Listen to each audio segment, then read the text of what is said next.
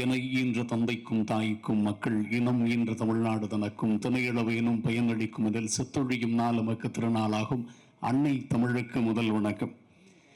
இங்கே அமரப்படாத எல்லா இருக்கைகளிலும் அமர்ந்திருக்கிற என் தாய் தமிழுக்கு பெருவணக்கம். என்ன இந்த அரங்கம் மிக வித்தியாசமான அரங்கம்.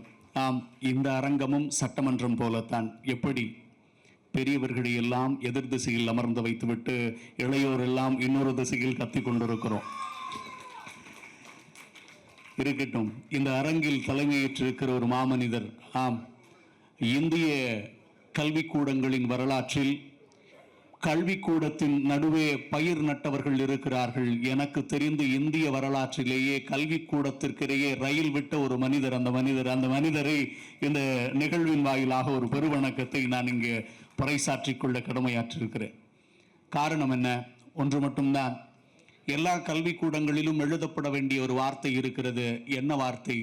தயவு செய்து கல்விக்கூடங்கள் எல்லாம் மாணவர்களின் உருவாக்கத்தை நிறுத்திவிட்டு மனிதர்களின் உருவாக்கத்தை பெருக்குங்கள். என் சமூகத்திற்கு மாணவர்களை விட மனிதர்கள் தான் அதிகம் தேவைப்படுகிறார்கள் அப்படிங்கிற அந்த வார்த்தை.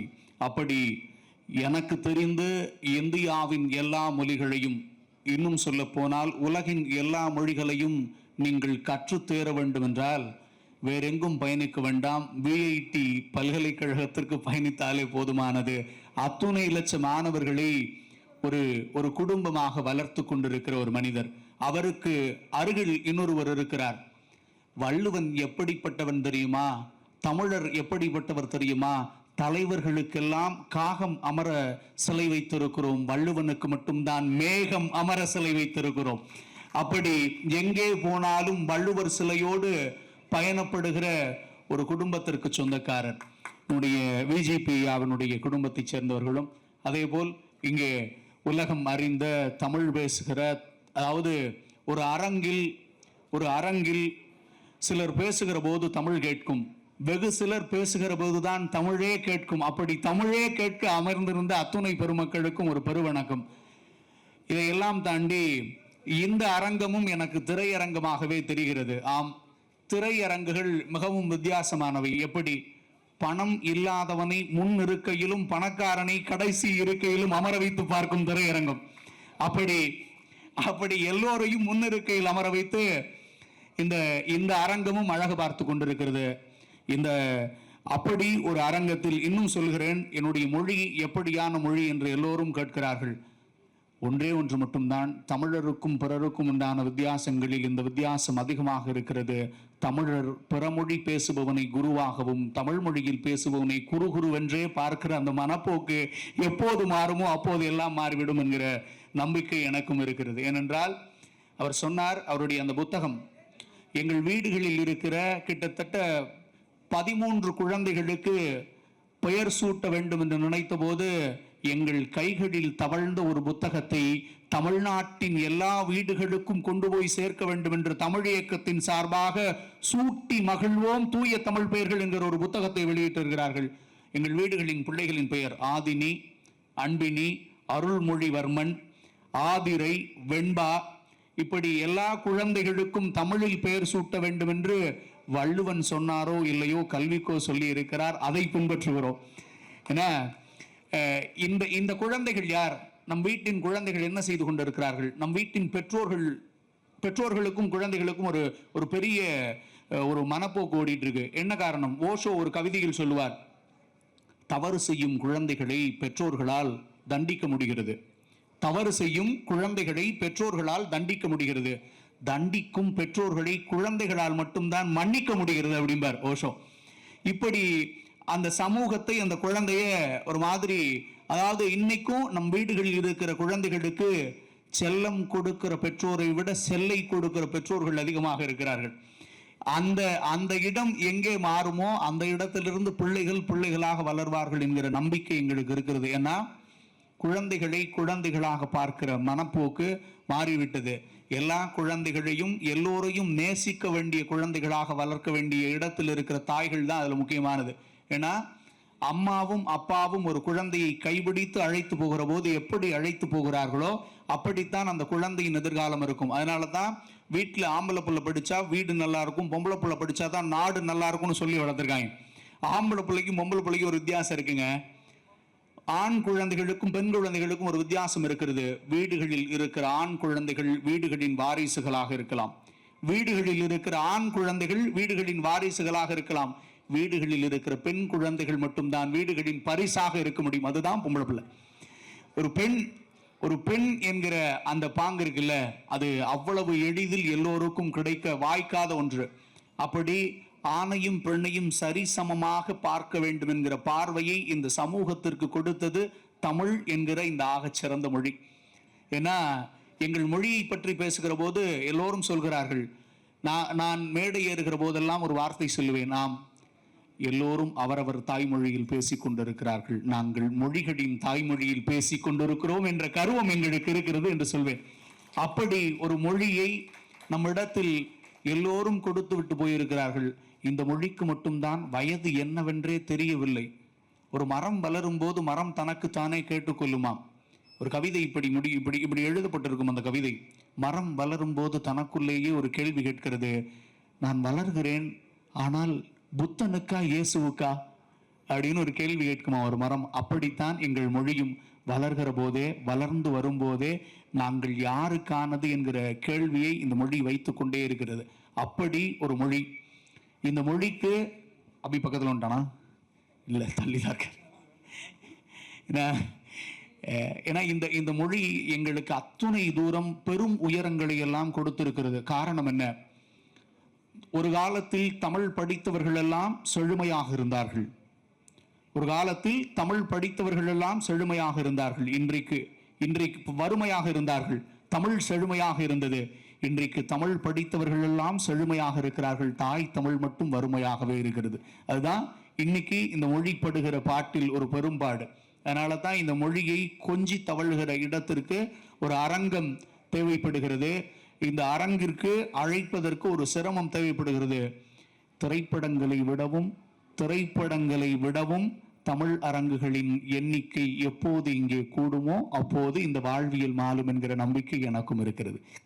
ஏன்னா நல்ல நல்ல படங்களை தாண்டி நல்ல மொழியியலை நம்முடைய பிள்ளைகளுக்கு கொண்டு போக வேண்டிய கட்டாயத்தில் நாம் இருக்கிறோம். இந்த மொழி மட்டும்தாங்க, உலகத்திலேயே வேற எந்த மொழியும் கிடையாது. நிலத்தை 5 வகைகளாக, குறிஞ்சி, முல்லை, மருதம், நெய்தல், பாலைன்னு 5 வகையாக நிலத்தையும், காற்றை 4 வகையாக, அதாவது எந்த பக்கம் இருந்து வந்தாலும் அந்த காத்துக்கு ஒரு பேர் வச்சிருப்போம்.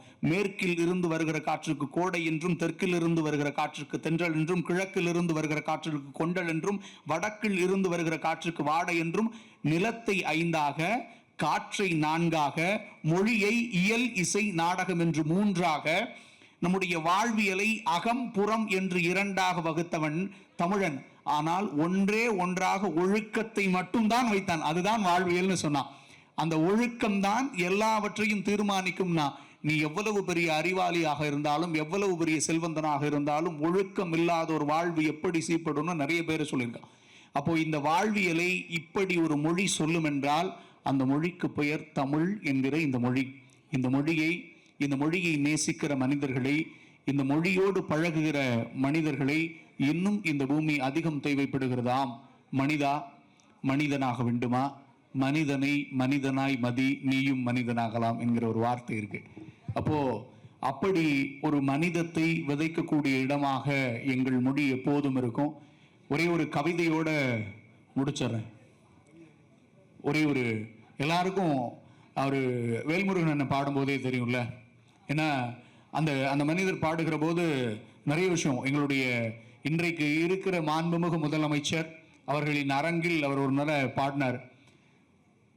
அந்த நிகழ்வு என் கண் முன்னாடி நடந்தது, இன்னும் நன்றாக நினைவிருக்கிறது. ஒரு இசை என்ன செய்யும் என்றால், நீங்கள் எந்த நிலையான எந்த உயரத்தில் உள்ள மனிதராக இருந்தாலும் சரி, ஒரு இசை உங்களை தடுமாற செய்யும். ஒரு இசை உங்களை அந்த இடத்திலிருந்து நழுவ செய்யும். ஒரு இசை உங்களை அதை நோக்கி இழுக்க செய்யும். எப்படி இசை அதை செய்யுமோ அப்படி எங்கள் இன்பத்தமிழும் அதை செய்யும். அதுதான் எங்கள் தமிழுக்கான பெரும் பேரு. இந்த மொழி அதைத்தான் எங்களுக்கு சொல்கிறது. தாய் அப்படின்னு ஒரு கவிதை. 5 1000 அணுக்களில் ஒண்ணு மட்டும் பூமியை பார்க்கணும்னு அழகா ஆசையில குதிக்குதப்பா. கருப்பு உலகத்துல கல்லீரல் பக்கத்துல கரு ஒண்ணு கலையா உதிக்குதப்பா. இந்த இருட்டு உலகத்துல இருக்காதவன் எவனும் இல்ல, பெத்தவளை மதிக்காதவன் பிறந்தும் எந்த பயனும் இல்ல. உருட்டு கண்ணும் ஒடுங்கின கைகாலும் ஒதுங்கித்தான் இருக்குமப்பா. உருட்டு கண்ணும் ஒடுங்கின கைகாலும் ஒதுங்கித்தான் இருக்குமப்பா. ஆத்தாவுக்கு ஒன்ன தவிர மத்ததெல்லாம் மறக்குமப்பா. ஆண்டியோ அரசனோ முடவனோ முட்டாளோ 300 நாள் முடங்கித்தான் கிடக்கணும். எங்க முழுசா சாப்பிட்டா மூச்சு முட்டுமோன்னு, வயிறு நிறையா சாப்பிட்டா என் வம்சத்துக்கு வலிக்குமோன்னு குறையா சாப்பிடும் பாதகத்தி தரணியெல்லாம் சொல்லணுமா நான் ஒன்ன பத்தி. பன்னீர் தெளிச்சு பாசத்துல பாய விரிச்சு என்ன அழைக்க உறவெல்லாம் சிரிச்சுச்சு. அடிவயிறு கூட என் அம்மாவுக்கு வலிச்சிச்சு. அப்போ கூட கண்ணா அழாதேன்னு ஆத்தா கை என்ன அணைச்சிச்சு. இந்த பந்த பாசத்துக்கு தான் 10 மாசம் இருந்தேன்னு புரிஞ்சிச்சு. பக்கத்துல வந்து பார்த்த என் பாட்டி கூட எனக்கு பயமாத்தான் தெரிஞ்சிச்சு. உசுரோட உருண்ட பையும், 4 காலில் நடந்த பையும், தள்ளு வண்டியில் தவழ்ந்த பையும், தலை குளிச்சு நான் வந்த பையும், உலர்ந்த துணி எடுத்து உள்ளங்கையில் உசுர வச்சு நஞ்சு மனசையும் நல்ல வழி செய்யுமாத்தா. படைச்சவனும் பயந்துடுவான் உன்னோட பாசம் பார்த்தா. கோடிக்கணக்கில் கோவில் இருக்குது, சந்து பொந்தெல்லாம் சாமி இருக்குது. சங்கடம்னு வந்தா எந்த சாமி கேக்குது? உனக்கு அடிபட்டாலும் நீ அசையாம கிடந்தாலும், கோபத்துல இருந்தாலும், கொல்ல அடிச்சாலும், கொலையே செஞ்சாலும், ஒன்ன தண்டிக்க அந்த ஆண்டவனே வந்தாலும், ஐயா அடிக்காதீங்க, என் ஆசை மகனை வையாதீங்க, பொய் பேச்சு பேசாதீங்க, என் தங்கத்தை தான் ஏசாதீங்க. 8ஆம் மாசம் இருந்தப்பயே என் மூச்சை காத்தவையா, 8வது வயசுலையும் எம்மடியில் தவழ்ந்தவையா, என் உசுரை வாங்கிக்கிட்டு உன் உசுரை விட்டுடுன்னு அப்படின்னு முறையிடுவா.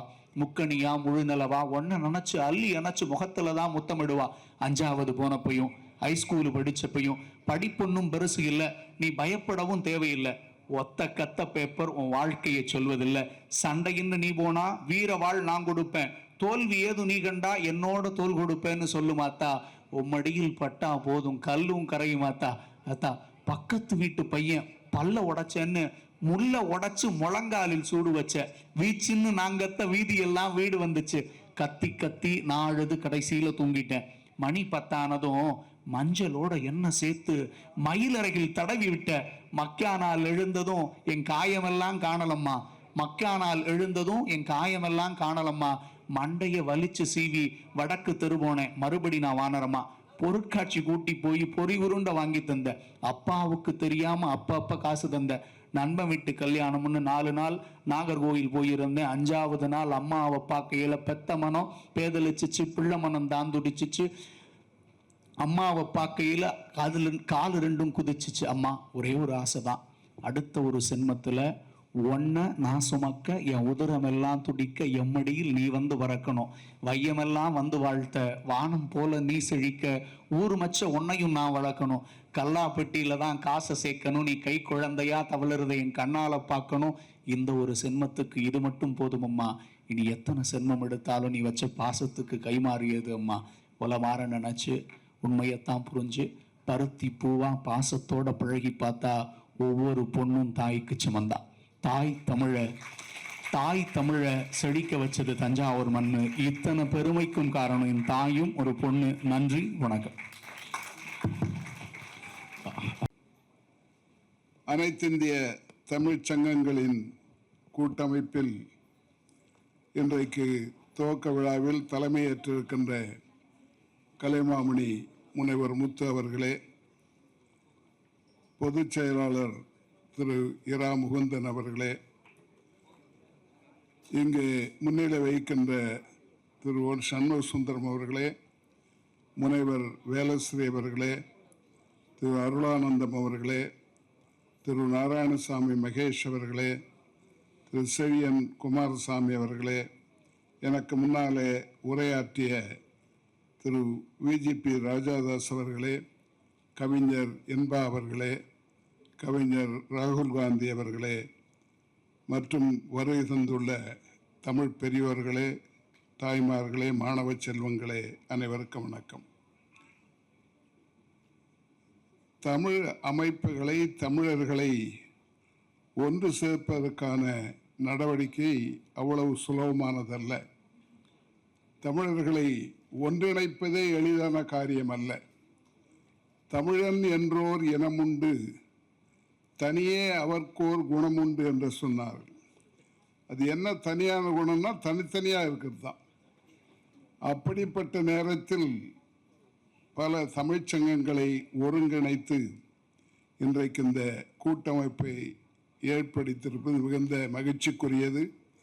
அத்துணை நிர்வாகிகளுக்கும் என்னுடைய பாராட்டுக்களை தெரிவித்துக் கொள்கின்றேன். திரு சம்பத் அவர்கள் பேசும் பொழுது நிறைய பொருளாதாரத்தை பற்றி குறிப்பிட்டார்கள், பொருளாதார வளர்ச்சியை பற்றியும் குறிப்பிட்டார்கள். தமிழ் இயக்கத்தில் நான் சொல்வது பாதி நேரம் தமிழுக்கு மீதி நேரம் தமிழருக்கு என்று. தமிழருடைய வளர்ச்சியிலே நாம் அக்கறை கொள்ள வேண்டும். அதைத்தான் திரும்ப திரும்ப சொல்லிக் கொண்டிருக்கிறோம். உலகெங்கும் தமிழர்கள் சுமார் 160 நாடுகளிலே வாழ்கிறார்கள். 100 நாடுகளிலே குடியுரிமை பெற்றிருக்கிறார்கள். ஆனால் எல்லா நாடுகளிலும் அவர்கள் சிறப்பாக இருக்கிறார்கள் சொல்ல முடியாது. பெரும்பாலான நாடுகளில் பரவாயில்லை. ஆனாலும் நாம் அவர்களுக்கு என்ன உதவி செய்ய வேண்டும் அதைத்தான் அவர்கள் குறிப்பிட்டு சொன்னார்கள். என்ன செய்ய வேண்டும், அதுவும் குறிப்பாக அவர்களுக்கு பொருளாதார ரீதியாக உதவுவதற்கு என்ன செய்ய வேண்டும், ஒருவருக்கொருவர் உதவியாக இருக்க வேண்டும். அதுவே பெரிய வளர்ச்சிக்கு வழிவகுக்கும். அப்படிப்பட்ட ஒரு சூழ்நிலையை ஏற்படுத்துவதற்கு இந்த கூட்டமைப்பு பயன்பட வேண்டும் என்று நான் விரும்புகின்றேன். உங்களுக்கு தெரியும், தமிழ்நாட்டில் நமக்கு பிரச்சனைகள் இருந்தாலும் இன்றைக்கு எல்லாவற்றையும் தாண்டி ஒரு புயல் அடித்ததை போல, ஏன்னா நான் திமுகவில் 20 வருஷம், அண்ணா திமுகவில் 20 வருஷம் இருந்தவன். 2 பேரையும் தோற்கடிப்பது ஒரு கட்சி வரும் என்று எதிர்பார்த்ததில்லை. அது இன்றைக்கு நடந்து விட்டது. அந்த ஆட்சி வெற்றி பெற வேண்டும், முதலமைச்சர் வெற்றி பெற வேண்டும், எல்லா நடவடிக்கைகளும் வெற்றி பெற வேண்டும் என்று வாழ்த்துகின்றேன். நாம் பொருளாதார ரீதியாக வளர்வதற்கு என்னென்ன தேவையோ அவைகளை எல்லாம் செய்தாக வேண்டும். தமிழ்நாடு ஓரளவுக்கு வளர்ந்த மாநிலம். இந்தியா வளர்கின்ற நாடு. அந்த நாட்டிலே நாம் கிட்டத்தட்ட முதலிடம் 2வது இடத்தில் இருக்கின்றோம். அதற்கு என்ன காரணம் என்று சொன்னால் கல்விதான். உயர்கல்வியை நாம் தான் முதலிடத்தில் இருக்கின்றோம். இந்தியாவினுடைய சராசரி 28%. GR என்று ஆங்கிலத்தில் குறிப்பிடுவார்கள், கிராஸ் என்ரோல்மெண்ட் ரேஷியோ. 18 வயதில் இருந்து 23 வயது வரை உயர்கல்வி எவ்வளவு பேருக்கு கிடைக்கிறது என்பதை வைத்து இந்த கணக்கு போடப்படுகிறது. வளர்ந்த நாடுகள் எல்லாம் இது 60 இருந்து 100% வரை இருக்கிறது. நம்முடைய நாட்டிலே அது 28%. ஆனால் தமிழ்நாடு 47%. அதற்கு பல காரணங்கள் உண்டு. நிறைய முதலமைச்சர்கள் அக்கறை காட்டினார்கள். அதைவிட மதத்தை பரப்புவதற்காக இங்கே வந்த பாதிரிமார்கள் மதத்தை பரப்புவதோடு கல்வியையும் சேர்த்து பரப்பினார்கள். அது ஒரு முக்கிய காரணம், நாம் மறந்துவிட முடியாது. கல்விக்கு அடித்தளமிட்டவர் பெருந்தலைவர் காமராஜ் அவர்கள். இந்த பள்ளி கல்வி அதற்கு முன்னாலே மிக குறைவாகத்தான் இருந்தது. தன்னுடைய காலத்திலேயே 12,000 பள்ளிகளை திறந்தார்கள் ஒரு 10 ஆண்டு காலத்தில். ஆக பள்ளி கல்வி உயர்ந்தது. உயர்கல்வியிலே நாம் இவ்வளவு உயர்ந்ததற்கு அடிப்படை காரணம் புரட்சித் தலைவர் எம்ஜிஆர் அவர்கள் என்பதை மறந்துவிட முடியாது. அதற்கு முன்னாலே இந்த செல்ஃப் ஃபைனான்சிங் என்ற கான்செப்டே கிடையாது. அந்த அவர்களே கல்விக்கு பணத்தை செலவழித்து படிப்பது என்பது அவர் காலத்திலே தான் அது துவக்கப்பட்டு இன்றைக்கு அவர் 8 கல்லூரிகள் கொடுத்தார்கள். அதில் ஒன்றுதான் VIT, வெள்ளூர் இன்ஜினியரிங் காலேஜ் என்று. இன்றைக்கு அது 450 கல்லூரிகளாக வளர்ந்திருக்கின்றன. பாலிடெக்னிக்கள் வந்துவிட்டன, ஆர்ட்ஸ் காலேஜ் வந்திருக்கின்றது. இன்றைக்கு தமிழ்நாடு முன்னணியில் இருப்பதற்கு அது ஒரு முக்கிய காரணம். அது மட்டுமல்ல, இங்கே படித்து முடித்தவர்கள் இன்றைக்கு உலகெங்கும் சென்று வேலை பார்க்கின்ற வாய்ப்பு இருக்கிறது. எங்களுடைய மாணவர்களே 84 நாடுகளில் பணியாற்றி கொண்டிருக்கிறார்கள். கல்விக்கு என்ன சக்தி இருக்கிறது என்பதற்கு ஒரே ஒரு உதாரணத்தை மட்டும் நான் சொல்லுகின்றேன். நாங்கள் ஸ்டார்ஸ் என்ற ஒரு திட்டத்தை வைத்திருக்கிறோம். VIT support the advancement of rural students என்று கிராமப்புற மாணவர்கள், அரசு பள்ளியிலே படிக்கிற கிராமப்புற மாணவர்களை ஊக்குவிப்பதற்காக ஒரு திட்டம். ஒவ்வொரு மாவட்டத்தில் இருந்தும் நன்றாக படிக்கின்ற மாணவன் மாணவியை, பெரிய மாவட்டமாக இருந்தால் 2 மாணவன் 2 மாணவியை தேர்ந்தெடுத்து அவர்களுக்கு இலவச கல்வி, தங்குமிடம், உணவு எல்லாவற்றையும் கொடுத்து கடைசியில் வேலையும் வாங்கி கொடுத்து விடுகின்றோம். 2008 துவக்கியது இன்று வரை 1200 பேர் அதில் பயன்பெற்றிருக்கிறார்கள். அதில் என்ன முக்கியத்துவம் என்று சொன்னால், கணக்கு போட்டு பார்த்தோம். அந்த பையனோ பெண்ணோ மாணவனோ மாணவியோ வந்து சேரும் பொழுது அவருடைய வீட்டு வருமானம் என்ன, இவர்கள் முடித்து விட்டு போகும்போது என்ன வருமானம் என்ற கணக்கை பார்த்தால் சராசரி போட்டோம். அவர்கள் வந்து சேரும் பொழுது அவருடைய வீட்டு வருமானம் அப்பா சம்பாதிப்பது 8600 ரூபாய் மாதத்திற்கு. இந்த மாணவர்களது மாணவி படித்து முடித்து விட்டு வேலைக்கு போன பிறகு சம்பாதிப்பது 1,10,10,000 ரூபாய். ஆக இந்த மாயாஜாலம், மேஜிக்னு சொல்லுவாங்க, அது நடக்கிறது. கல்வியால் அதை செய்ய முடிகிறது. 8600 ரூபாயை 1,10,10,000 ரூபாய் மாற்றுகின்ற அளவுக்கு கல்விக்கு சக்தி இருக்கிறது. அந்த கல்வியை நாம் அனைவருக்கும் கொடுக்க வேண்டும். இப்போது ஒரு பகுதி தான் கல்வியை பெறுகிறார்கள். 47% பேர் தான். மிச்சம் இருப்பவர்களும் கல்வி போய் சேர வேண்டும். இதை ஆங்காங்கு இருக்கிற தமிழ் அமைப்புகளை இதை ஊக்குவிக்க வேண்டும் என்று நான் கேட்டுக்கொள்கின்றேன். காரணம், நான் உங்களுக்கு தெரியும், இப்பொழுது பெரிய போராட்டமே நடைபெற்று கொண்டிருக்கிறது. இந்த நீட்டை பற்றி போராட்டத்தை பேசுகிற முடிய ஏன் இந்த நீட் வந்தது என்பதை யாரும் சொல்வதில்லை. என்ன நீட்டுன்னா எதுக்குன்னு சொன்னா, நம்முடைய நாட்டில் 820 கல்லூரிகள் இருக்கின்றன, மருத்துவக் கல்லூரிகளும் பல்கலைக்கழகங்களும். மொத்த சீட்டுகளே 1,36,000. ஆனால் படிக்க வேண்டும் என்று விரும்புபவர்கள் 22 லட்சம் பேர். 20லிருந்து 22 லட்சம் ஆண்டுக்கு பரீட்சை எழுதுகிறார்கள். அதில் 12 லட்சம் பேர் தேர்ச்சி பெறுகிறார்கள். அந்த 12 லட்சம் பேருக்கு இந்த 1,30,000 சீட்டை பிரித்து கொடுக்கறதுக்கு பேர் தான் நீட்டு. அதில் எத்தனை பிரச்சனை உண்டு. மாநில அரசு, மத்திய அரசு, உயர் நீதிமன்றம், உச்ச நீதிமன்றம் எல்லாம் தலையிட்டு கடைசியில் பார்த்தீங்கன்னா ஒரு 500 சீட்டு வேக்கண்டாக போயிடும். இது இந்த நாட்டில் நடைபெற்று கொண்டே இருக்கிறது. இதுவரை இதற்கு நம்மால் ஒரு தீர்வு காணவே முடியவில்லை. பற்றாக்குறை இருக்கலாம், ஆனால் பஞ்சமே இருக்கிறது. MBBS என்று சொன்னாலே எல்லாம் வெளிநாட்டிலே போய் படிக்கின்ற சூழ்நிலை. உங்களுக்கு தெரியும், வார் வந்தது, உக்ரைன் வார். ரஷ்யாவுக்கும் உக்ரைனுக்கும் சண்டை வந்த பிறகுதான் நமக்கு தெரிந்தது அங்கே நம்முடைய மாணவர்கள் 300 பேர் MBBS படித்து கொண்டிருக்கிறார்கள். அவர்களை அங்கே இருந்து கொண்டு வந்தோம். ஆனால் உதவியே பண்ணல அவங்களுக்கு.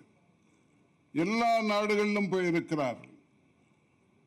Kazakhstan, Kyrgyzstan, Tajikistan, Philippines, Bangladesh, Nepal, of course பெரிய அளவில் சொல்வது சீனாவுக்கும் ரஷ்யாவுக்கும் 225,000 30,000 பேர் 2 நாட்டில் இருக்கிறார்கள். ஏன் இவ்வளவு பேர் வெளிநாடுகளுக்கு போகிறார்கள், ஏன் நம்மால் இதை செய்ய முடியவில்லை என்பதை பற்றி பெரிய அளவிலே அரசியல் கட்சிகள் பேசவோ அதை பற்றி நடவடிக்கை எடுக்கவோ முடியவில்லை, செய்யவில்லை. அதை செய்வதற்கு, நடவடிக்கையை ஆரம்பிப்பதற்கு தமிழ்நாடாக இருக்க வேண்டும் என்று நான் நம்முடைய முதலமைச்சர் அவர்களை கேட்டுக்கொள்கின்றேன். காரணம், நம்முடைய நாட்டில் 1.5 லட்சம் பேர் மருத்துவம் படிக்க விரும்புகிறார்கள். நமக்கு இருப்பது 10,000 12,000 சீட்டு தான். இதை மாற்ற முடியாதா என்றால் மாற்ற முடியும். மற்ற நாடுகள் செய்திருக்கின்றன. ஒரு கல்லூரியிலே நாம் 100 பேர் 150 பேருக்கு மேலே சேர்ப்பதில்லை MBBS. ஆனால் அதிகபட்சமாகனா 200 250 கொடுக்குறோம். அது கொஞ்சம் கல்லூரிகளுக்கு மட்டும்தான். ஆனால் இங்கிலாந்துக்கு போனால் 400லிருந்து 500 பேரை இவர்கள் சேர்க்கிறார்கள். சீனாவுக்கு போனால் 800லிருந்து 1200 பேர் வரை சேர்க்கிறார்கள். அப்படி நாமும் செய்தால், அமெரிக்கா இது இங்கிலாந்து மாதிரி போனால் 3000லிருந்து 3 லட்சத்துக்கு மேலே சீட்டு வந்துடும். அல்லது சைனா மாதிரி போனால் 8 லட்சம் சீட்டு வரும். ஏன் இதை நம்மால் செய்ய முடியவில்லை? அதில் என்ன பிரச்சனை என்று. அது மட்டுமல்ல, இங்கே படிக்கின்ற மாணவர்கள் செய்கிற செலவும் வெளிநாடுகளுக்கு போய் படிப்பவருடைய செலவும் பார்த்தா ரொம்ப வித்தியாசம் இருக்கு. நமக்கு என்ன இந்தியாவில் செலவாகிறதோ தனியார் மருத்துவக் கல்லூரியில் படித்தால் அதில் பாதியை விட குறைவாகத்தான் அயல் நாட்டில் போய் செலவு செய்கிறார்கள். இவைகளெல்லாம் மாற்றுவதற்கு அரசு பெரிய முயற்சியை எடுக்கவில்லை. இது மத்திய மாநில அரசுகள் சேர்ந்து செய்ய வேண்டிய காரியம். காரணம், இந்த கல்வி என்பது ஒரு காலத்தில் மாநில பட்டியலில் இருந்தது. 1976 இந்திரா காந்தி அம்மையார் காலத்தில் அரசியல் சட்டத்தை திருத்தி இதை பொதுப்பட்டியலுக்கு கொண்டு போய் விட்டார்கள். அரசியல் சட்டத்தில் 3 விதமாக அதிகாரம் பிரிக்கப்பட்டிருக்கும். Union list, state list, concurrent list என்று மத்திய அரசுக்கு உட்பட்ட அதிகாரம், மாநில அரசுக்கு உட்பட்ட அதிகாரம், பொதுவான அதிகாரங்கள். இதை பொதுவான அதிகாரத்தை கொண்டு போனார்கள். ஆனால் மாநில அரசு பெரிய அளவில் கலந்து பேசுவதில்லை. அது இன்றைக்கு இருக்கிற சூழ்நிலை. நான் குறிப்பிட்டதற்கு காரணம், இன்றைக்கு பெரிய போராட்டமே நடைபெற்று கொண்டிருக்கிறது. அமைச்சர் ராஜினாமா செய்ய வேண்டும் என்றெல்லாம் நீட்டை பற்றி, அந்த நீட்டில் நடந்த தவறுகளை ஏன் தடுத்து நிறுத்தவில்லை என்பதை பற்றியெல்லாம் பேசிக் கொண்டிருக்கிறோம். ஆக கல்விக்கு முக்கியத்துவம் அளிக்க வேண்டும். அதுவும் குறிப்பாக இந்த கல்வியில் நாம் மிகவும் பின்தங்கி இருக்கிறோம். டாக்டர்கள் பற்றாக்குறை நிறைய இருக்கிறது. ஆனாலும் நம்மால் முடியவில்லை. தமிழ்நாட்டில் மட்டும், இந்தியாவில் மட்டும் 7 லட்சம் டாக்டர்கள் பற்றாக்குறை இருக்கிறது. உலகெங்கும் நம்மால் டாக்டர்களை அனுப்ப முடியும். அதற்கு வழிவகை செய்ய வேண்டும். அதேபோல் நம்முடைய தமிழ்நாடு பொருளாதாரத்தில் இன்னும் வளர்வதற்கு வாய்ப்பு இருக்கிறது. இங்கே பல தொழில்கள் தனியார் நடத்தினால் லாபம் வரும், அரசாங்கம் நடத்தினால் நஷ்டம் வரும். உதாரணத்துக்கு சொல்ல வேண்டுமென்றால் பேருந்துகள், பஸ் நடத்துவது. தனியார் பஸ் நடத்தினால் என்னால் கொஞ்சம் சம்மந்தப்பட்டவன் நான். ஒரு ஆண்டுக்கு ரொம்ப மோசமான ரூட்டாக இருந்தால் ஒரு 3 லட்ச ரூபா 4 லட்ச ரூபா கிடைக்கும். நல்ல ரூட்டாக இருந்தால் 5-6 லட்ச ரூபா கிடைக்கும்.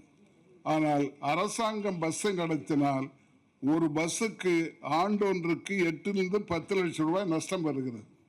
அதைத்தான் இன்றைக்கு பார்த்து கொண்டிருக்கிறோம். இதையெல்லாம் மாற்றுவதற்கு நடவடிக்கை எடுத்தாக வேண்டும். அது மட்டுமல்ல, இன்றைக்கு வந்திருக்கிற அரசு இந்த லஞ்ச ஊழலை எல்லாம் அடியோடு நிறுத்துவோம் என்று சொல்லியிருக்கிறார்கள். எதையும் அதில் சேர்த்து கொள்ள வேண்டும் என்று நான் கேட்டுக்கொள்ளுகின்றேன். எங்கெங்கே நஷ்டம் வருகிறதோ அவைகள்லாம் தடுத்து நிறுத்துவதற்கு வழி செய்தால் அதுவே பெரிய வருவாயாக நமக்கு மாறிவிடும். ஆக இது ரொம்ப முக்கியம். அதே போல் என்ன படிப்பது என்பது, இங்கே அமைச்சர்கள் வரவில்லை. 2 பேரும் பள்ளிக்கல்வி உயர்கல்வி அமைச்சர் 2 பேரும் வருவதாக இருந்தது, வரவில்லை. கல்வியிலே நாம் அக்கறை செலுத்த வேண்டும். என்ன படிப்பது என்பது பெற்றோர்களுக்கும் மாணவர்களுக்கும் முக்கியத்துவம் தர வேண்டும். அரசாங்கம் தான் அதை செய்து கொண்டிருக்கிறது. அதுவும் தெரியும், அண்மை காலமாக பெரிய குழப்பமே நடந்து கொண்டிருக்கிறது. CBSE என்ன மொழியை படிக்கலாம் என்பதை அடிக்கடி மாற்றி மாற்றி சொல்லிக் கொண்டிருக்கிறார்கள். அதில் ஒன்றை நான் பார்த்தேன். அவர்கள் எப்படியாவது ஆங்கிலத்தை தவிர்க்க வேண்டும் என்று விரும்புகிறார்கள். ஆங்கிலம் படித்தால் இந்தியை படிக்க மாட்டார்கள் என்று சொல்லி ஆங்கிலத்தை தவிர்ப்பதற்கு நடவடிக்கை எடுக்கப்படுகிறது. ஆங்கிலம் அந்நிய மொழி என்ற பட்டியலில் போட்டிருக்கிறார். நான் கொஞ்சம் நீங்கள் ஆராய்ச்சி செய்து பார்த்தால் தெரியும் எவ்வளவு தூரம் ஆங்கில மொழி உபயோகப்படுத்தப்படுகிறது, எவ்வளவு இந்தி உபயோகப்படுத்தப்படுகிறது என்ற கணக்கை நான் பார்த்தேன். ஆட்சி மொழியாக 14 மாநிலங்களில் ஆட்சி மொழியாகவோ துணை ஆட்சி மொழியாகவோ ஆங்கிலம் இருக்கிறது. 6 யூனியன் பிரதேசங்களில் அதே மாதிரி இருக்கிறது. ஆக 20 மாநிலங்கள் யூனியன் பிரதேசங்களே ஆங்கிலம் ஆட்சி மொழி, அது துணை ஆட்சி மொழி. அதே போல் இந்தி 11 மாநிலங்களிலும் 5 யூனியன் பிரதேசங்களிலும் ஆட்சி மொழியில் துணை ஆட்சி மொழியாக இருக்கிறது. அது 20 மாநிலங்கள், இது 16 மாநிலங்கள். அதை நாம் அந்நிய மொழி என்று சொன்னால் அங்கே இருக்கிற மாநிலங்கள்லாம் என்ன ஆகும்? நாகாலாந்து என்ன ஆகும்? அருணாச்சல பிரதேசம் என்ன ஆகும்? மேகாலயா என்ன ஆகும்? இவர்களோட ஆட்சி மொழியே அவர்களுக்கு ஆங்கிலம் தான். அயல்நாட்டு என்று சொல்ல முடியுமா? அது மட்டுமல்ல, உதாரணத்துக்கு கொண்டு சொல்ல விரும்புகிறேன். பஞ்சாபுக்கும் ஹரியானாவுக்கும் ஒரே ஒரு கேபிட்டல், ஒரு தெரியும் உங்களுக்கு, ஒரு தலைநகரம் சண்டிகரில் இருக்கு. சண்டிகர் ஒரு யூனியன் டெரிட்டரி. அந்த யூனியன் டெரிட்டரிக்கு பஞ்சாபுக்கு ஆட்சி மொழி பஞ்சாபி, ஹரியானாவுக்கு ஆட்சி மொழி இந்தி. ஆனால் சண்டிகருக்கு ஆட்சி மொழி ஆங்கிலம். இதுவரை இதை மாற்றப்படவில்லை. இதை நான் சொல்வதற்கு காரணம், இப்படிப்பட்ட சூழ்நிலைகள். அவருடைய மொழி, தன்னுடைய தாய்மொழி இந்தியா முழுவதும் வர வேண்டும் என்று நினைப்பது தவறில்லை. ஆனால் இந்தியினுடைய வளர்ச்சியை விட இந்தியாவின் வளர்ச்சி முக்கியம், இந்தியாவினுடைய ஒற்றுமை முக்கியம். இதை மேலே இருப்பவர்கள் உணர வேண்டும் என்று நான் விரும்புகின்றேன். இதை நான் குறிப்பிடுவதற்கு காரணம், தமிழ் உலக மொழி. நாம் 5000 ஆண்டுகளுக்கு முன்னாலேயே இருந்த சிந்து சமவெளி நாகரிகம் நம்முடைய நாகரிகம். திராவிட நாகரிகம், தமிழ் நாகரிகம். அன்றைக்கே தமிழ் பேசப்பட்டிருக்கிறது, எழுதப்பட்டிருக்கிறது. அப்படிப்பட்ட மொழிக்கு நாம் சொந்தக்காரர்கள். தமிழன் என்று சொல்லிக் கொள்வதே நமக்கு பெருமைதான். காரணம், உலகத்தில் எந்த மொழியும் நமக்கு ஈடாக ஒன்று கிடையாது. நம்மோடு இருந்த 7 மொழிகளில் சில மொழிகள் வழக்கில் இல்லாமல் போய்விட்டன, சில மொழிகள் எழுத்தும் பேச்சும் மாறிவிட்டன. மாறாமல் இருப்பது நம்முடைய மட்டும்தான், நம்முடைய தமிழ் மட்டும்தான். அப்படிப்பட்ட மொழிக்கு நாம் சொந்தக்காரர்கள். கன்னடமும் கலிதலங்கும் கவின் மலையாளமும் துளுவும் உன்னுதரத்து உதித்தெழுந்தே ஒன்று பல வயடினும் ஆரியம்போல் உலக வழக்கு அழிந்தொழிந்து சிதையாவும் சீரிழமை திறம்பெயர்ந்து செயல் மறந்து வாழ்த்துதுமே என்று பாடினார். அப்படிப்பட்ட மொழிக்கு சொந்தக்காரர்கள். அதற்கு அந்த சங்கங்களை எல்லாம் இன்றைக்கு தமிழ்ச்சங்கங்களை ஒன்றிணைத்து இந்த அருமையான அனைத்திந்திய தமிழ்ச்சங்கங்களின் கூட்டமைப்பை ஏற்பாடு செய்திருக்கின்ற தலைவர், செயலாளர், நிர்வாகிகளுக்கு என்னுடைய பாராட்டை தெரிவித்து முடிக்கின்றேன். நன்றி, வணக்கம்.